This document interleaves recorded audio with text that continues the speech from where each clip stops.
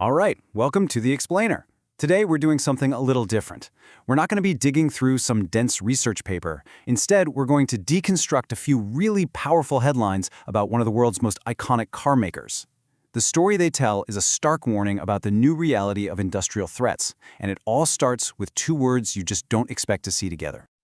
It all kicks off with this one stunning sentence from major industry publication.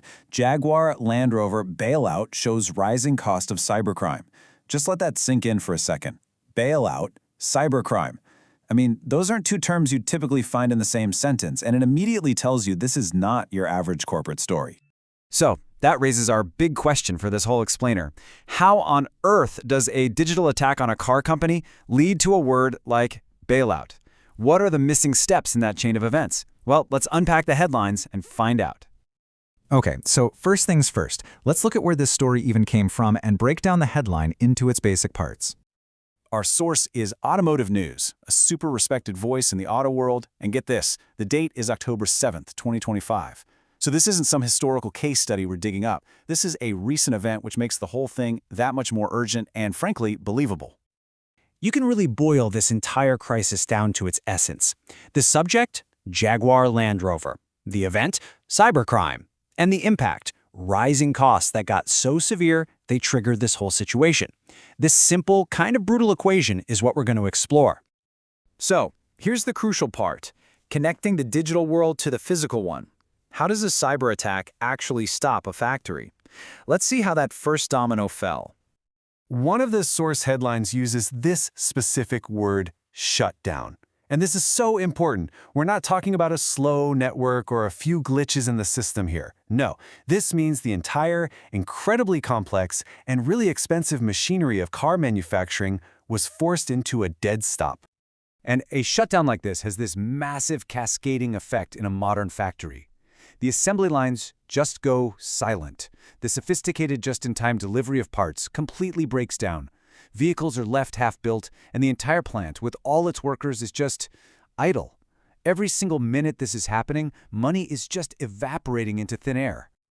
Now, the story gets a little more nuanced from here. Another report mentions a restart, which, sounds like good news. But look at the key qualifier, some production. This tells us the fix wasn't easy and it definitely wasn't complete.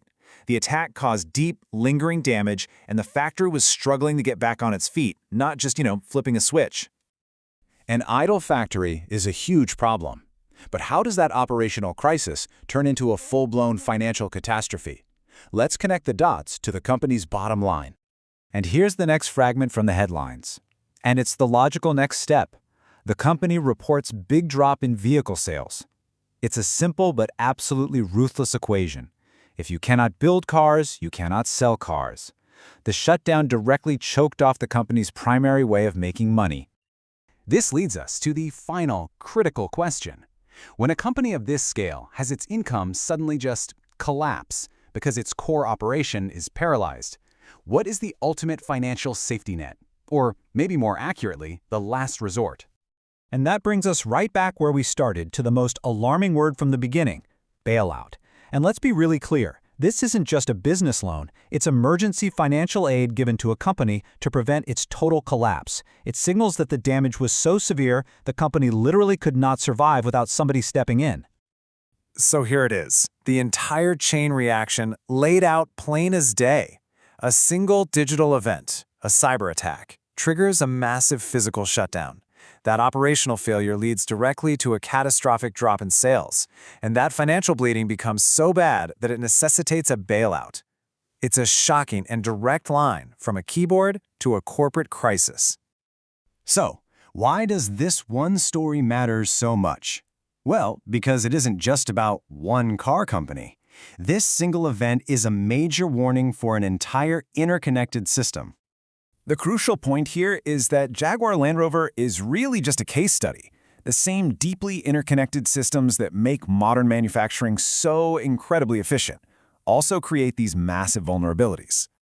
This whole event gives us several key lessons for any modern industry. First, cyber attacks cause real-world physical disruption, not just data theft. Second, that disruption carries immediate and devastating financial costs. Third, It exposes just how fragile our global supply chains have become. And finally, it proves the cost of security is rising dramatically for everyone. Which leaves us with a final, kinda sobering thought. The Jaguar Land Rover headlines show that a cyber attack isn't some distant, abstract threat. It can stop an assembly line, cripple a global brand, and fundamentally change an industry's perception of risk. As our entire world gets more and more connected, it forces all of us to ask a much bigger question. What is the true cost of security?